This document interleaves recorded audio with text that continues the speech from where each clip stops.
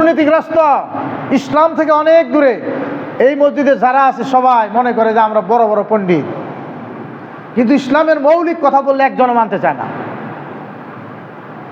মানতে চায় না। প্রিয় ভাইয়ের আমার, কিয়ামতের আলামত, ধনসম্পদ বৃদ্ধি পাবে। আগে দেখেছি, এই যে মুরব্বীদের কথা বারবার বলি, আমার হালকা মনে আছে, মানুষ এক মুঠ ভাতের জন্য মানুষের বাসায় কাজ করতো কিনা? এক মুঠ ভাতের জন্য মানুষ মানুষের বাসায় কাজ করতো, কাপড়ও দিত না। আর এখন 500 টাকা দিলে লোক পাওয়া যায় না। এটা কিয়ামতের আলামত। কথা কি বুঝতে পারছেন? একটু খেয়াল করে দেখেন, এক মুঠ ভাতের জন্য খালি ভাত দিলে একটা মানুষ রাখা যাইতো, কাজ করানো যাইতো। বুঝতে পারেন কি ঘটনা ঘটতেছে? আনন্দের কিছু নাই, বয়স বাড়তেছে, কিয়ামতের দিকে এগিয়ে যাচ্ছেন, এই আলামতটা প্রকাশিত হয়ে গেছে। এত টাকা পয়সা, এত অপচয়। ইন্নাল মুবাজ্জিরিনা কানু ইখওয়ানাশ শায়াতিন। মহান আল্লাহ বলেন, অপচয়কারীরা শয়তানের ভাই। আপনারা কি শয়তানের ভাই নাকি বোন? শয়তানের ভাই না বোন? বলেন, অপচয় কিভাবে হয়? আমি বললেও তো আপনারা শুনবেন না।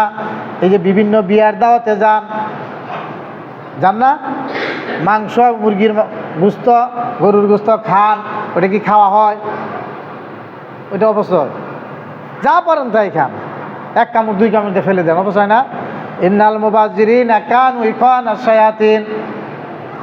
আজকে মসজিদে আসছেন, গত সপ্তাহে এই মসজিদের ইমাম আবুল হোসেন অ্যাক্সিডেন্ট করছে। আমি বলছিলাম যে আপনারা দান করেন, 820 টাকা দান করছিলেন, 2000 টাকা উঠলো না কেন? বলেন, 2000 টাকা এই মসজিদ থেকে আবুলের জন্য উঠলো না কেন? আবুল তো আপনাদের এখানে খেদমত করে, দীর্ঘদিন খেদমত করে, আজান দেয়, মসজিদ জারো দেয়। তাহলে এই মসজিদের থেকে 2000 টাকা আবুলের জন্য উঠানো যায় নাই। আমি আপনাদেরকে বোঝাইতে পারছি? বুঝবেন না। আপনাদের এই কর, খতামাল্লাহু আলা কুলুবিহিম ওয়া আলা সামইহিম ওয়া আলা আবসারিহিম গিশাওয়া, হৃদয়ের মধ্যে কর পড়ছে। কত নিষ্ঠুর! কয়জন মানুষ তাকে দেখতে গেছেন? জান নাই। এটা কি আপনার ইমানি দায়িত্ব না? এটা কি আপনার ইমানি দায়িত্ব পড়ে না? তাহলে কি হবে মানুষের বিশ্বাস করে, কি হবে মানুষের খেদমত করে? একটা লোক অসহায়, কেন এই মসজিদ থেকে 5000 টাকা তাকে উঠিয়ে দিতে পারলেন না? এটা কি গুনাহ হয়ে যেত? প্রিয় ভাইয়ের আমার, তাহলে এত ধন সম্পদ থাকার পরেও যারা দান করে না, তাদের এই টাকা পয়সা থাকা না থাকা সমান। এমনিভাবে আজকে মসজিদে আসছেন, 100 মানুষ তো হবে, 10 টাকা করে দিলে 1000 টাকা, কিন্তু গুনিয়ে গাটা দেখা যাবে মাত্র 400-500। কই মসজিদ কি এটা হাওয়ায় চলে? ফ্যান ঘুরে, কল নষ্ট হয়, ঝাড়ু কিনতে হয়। এই যে একটা জিনিস নষ্ট হয়ে গেছে, এই মসজিদে যদি আর একটা সেট থাকতো তাহলে এরকম টিপাটিপি প্রত্যেকদিন করতে হইতো না, তাহলে এগুলো নষ্ট হইতো না। আমাদের চোখে পড়ে না, পরে চোখে পড়ে না, তো নামাজ পড়েন। এই যে নামাজ পড়বেন, মসজিদের সাথে তো আপনার হৃদয় নাই, ভালোবাসা নাই, প্রেম নাই, প্রীত নাই। অথচ আল্লাহর নবী কি বলেছেন? মুআল্লাকুন কলবুহু বিল মাসাজিদ। যার হৃদয় মসজিদের সাথে বাঁধা থাকবে, মসজিদের সাথে প্রেম থাকবে, আরশের ছায়ার নিচে সেও ছায়া পাবে। আপনার হৃদয়টা কি মসজিদের সাথে আছে? আর জাস্ট আসেন, যান, জাস্ট আসলে গেলেই কি ভালোবাসা তৈরি হয়?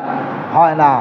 প্রিয় ভাইয়েরা, যাক, একটা পয়েন্টের কথা বললাম, আরও এই কথা বলতে গেলে আপনারা যখন আগে চা ছিল 1 টাকা, 2 টাকা, 5 টাকা, 10 টাকা, এখন 10 টাকা কাপ চা হয়ে গেছে, 5 টাকা কাপের নিচে চা নাই। 2 কাপ চাইলে 10 টাকা, একদিন 2 কাপ চা খেলে 10 টাকা যায়। যারা বিড়ি খান, একটা সিগারেট খেলে 14 টাকা, 10 টাকা, 15 টাকা যায়। যারা খালি পাতার বিড়িও খান, তারপরেও তো মনে হয় 1 টাকা, 2 টাকা, 10 টাকা খরচ করেন। যত ফকির নিয়ে যান মসজিদে আসলে টাকা হয় না, ওঠে না। মসজিদে আসলে টাকা হয় না। মসজিদে আসলে সুন্দর পোশাকে আসবেন না, ডিসিপ্লিন মানবেন না। মসজিদে আসলে 10 টাকা 20 টাকা করে নিয়ে আসবেন না। তারপরে আপনারা মনে করেন আল্লাহ আপনাকে জোর করে ধৈর্য নিয়ে জোর করে বেহেশতে দিব। ধারণা তো এরকম। যদি জান্নাতে যেতে চান মৃত্যুর পরে কবর আযাব থেকে মুক্তি পেতে চান, তাহলে ইসলামের পথেই আপনাকে চলতে হবে। বেশি বেশি দান সৎকার করতে হবে, যাকাত উসর যা আছে সবগুলো আল্লাহ সন্তুষ্টির জন্য আদায় করতে হবে। প্রিয় ভাইয়ের আমার,